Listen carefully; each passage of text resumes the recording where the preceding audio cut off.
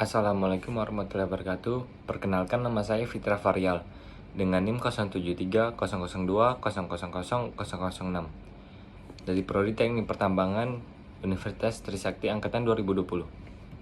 Di sini saya akan menjelaskan mengenai UTS mata kuliah Geoteknik Tambang. Yang pertama, jelaskan konsep dasar kestabilan lereng serta gambar berikut yang tertera pada slide. Konsep dasar kestabilan. Gerakan tanah merupakan suatu gerakan menuruni lereng oleh massa tanah dan atau bantuan penyusun lereng akibat terganggunya kestabilan tanah atau bantuan penyusun lereng tersebut. Definisi tersebut menunjukkan bahwa massa yang bergerak dapat berupa massa tanah, massa batuan, atau pencampuran antara massa tanah dan batuan penyusun lereng. Apabila massa yang bergerak ini didominasi oleh massa tanah dan gerakannya melalui suatu bidang pada lereng, baik berupa bidang miring ataupun lengkung, maka proses pergerakan tersebut disebut sebagai longsoran tanah. Analisis stabilitas tanah pada permukaan tanah ini disebut dengan analisis stabilitas lereng. Berdasarkan Abramson, tujuan analisis stabilitas lereng yaitu pertama memahami perkembangan dan bentuk lereng alami dan proses yang terjadi pada kondisi alam yang berbeda. Lalu yang kedua, menentukan stabilitas lereng pada kondisi jangka pendek dan jangka panjang. Kemudian menentukan kemungkinan terjadinya keruntuhan pada lereng. Yang keempat, menganalisa keruntuhan dan pengaruhnya terhadap faktor lingkungan. Yang kelima, dapat melakukan desain ulang pada lereng yang telah runtuh dan merencanakan serta melakukan desain, pencegahan, serta perhitungan perbaikan yang diperlukan.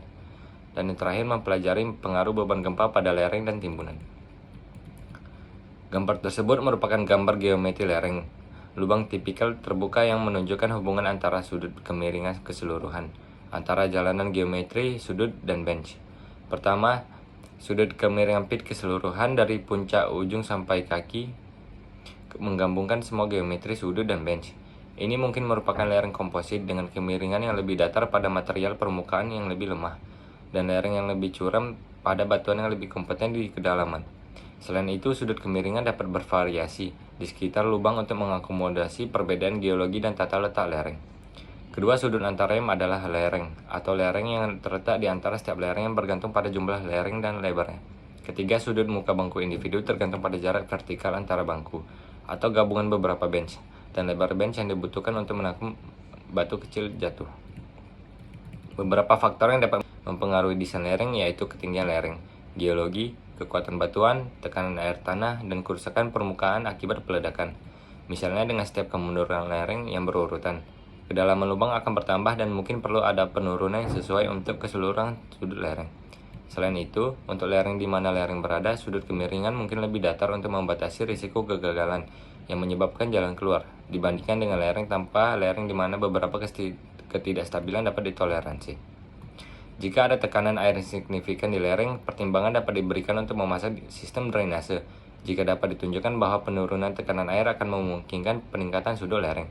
Untuk lubang dalam di mana peningkatan sudut kemiringan 1 atau 2 derajat akan menghasilkan penghematan beberapa juta meter kubik penggalian batuan. Sistem drainase yang ekstensif dapat digunakan. Sistem drainase semacam itu dapat terdiri dari kipas lubang dengan panjang ratusan meter yang dibor dari permukaan lereng, atau saluran drainase dengan lubang yang dibor ke batu di atas terowongan. Lalu kemudian jelaskan mekanisme pengambilan data untuk keperluan geoteknik. Mekanisme pengambilan data untuk keperluan geoteknik yang pertama, pemetaan singkapan dan penebangan. Pemetaan singkapan merupakan hal mendasar untuk semua kegiatan yang dilakukan oleh tim yang bertanggung jawab untuk merancang dan mengelola lereng pit. Lalu yang kedua, pencatatan geoteknik umum. Dalam proses ini meliputi pemahaman geologi yang akan dipetakan, menentukan apa yang relevan dengan tugas yang ada, pengaturan skala yang sesuai, menyiapkan lembar logging lapangan, memutuskan tingkat data yang akan direkam, dan memilih alat pemetaan yang tepat.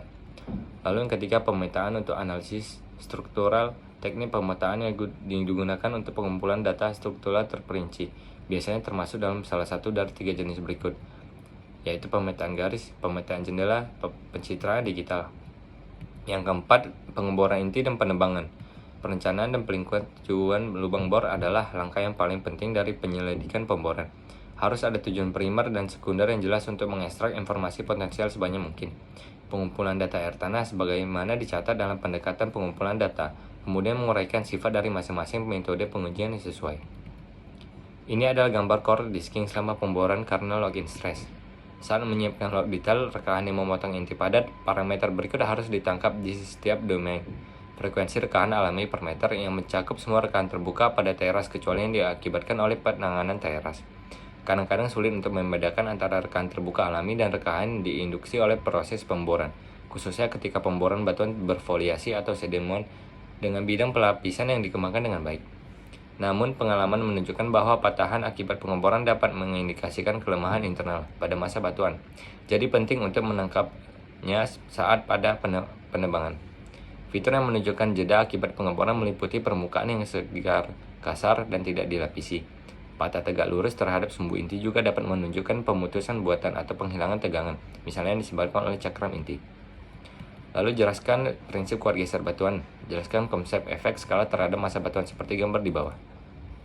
Kuat geser batuan.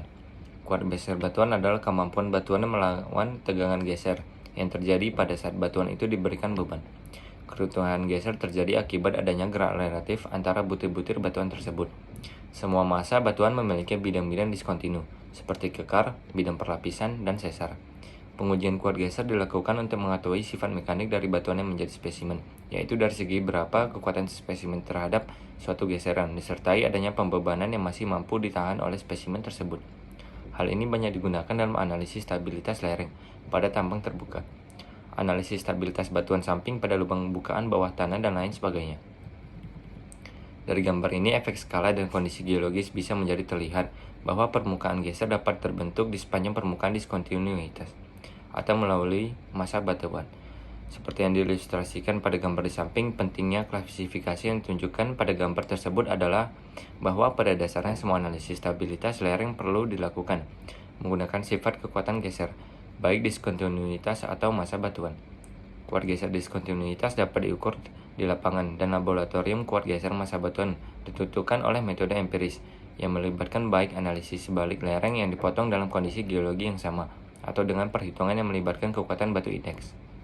Pada gambar ini merupakan pengujian yang dilakukan pada normal konstan tegangan. Plot khas tegangan geser terhadap perpindahan geser pada perpindahan kecil. Spesimen berperilaku elastis, dan tegangan geser meningkat secara linear dengan perpindahan. Sebagai kekuatan yang menahan gerakan di atas, kurva menjadi non-linear, dan kemudian mencapai maksimum yang mewakili kekuatan geser puncak diskontinuitas. Kemudian tegangan yang diperlukan untuk menyebabkan perpindahan menurun, dan akhirnya mencapai nilai konstan disebut kekuatan geser sisa. Jika nilai kekuatan geser puncak dari pengujian dilakukan pada tingkat stres normal yang berbeda adalah diplot hubungan yang ditunjukkan pada gambar di samping. Ciri-ciri plot ini adalah pertama bahwa itu kira-kira linear, dan kemiringan garis sama dengan sudut gesekan puncak permukaan batuan. Kedua, intercept dari garis dengan sumbu tegangan geser mewakili kekuatan kohesif dari penyamaan bahan. Komponen kohesi dari total ini kekuatan geser tidak tergantung pada normal tegangan, tetapi komponen gesekan meningkat dengan meningkatkan tegangan normal. Sekian dari hasil penjelasan saya. Untuk lebih dan kurangnya mohon maaf. Wassalamualaikum warahmatullahi wabarakatuh.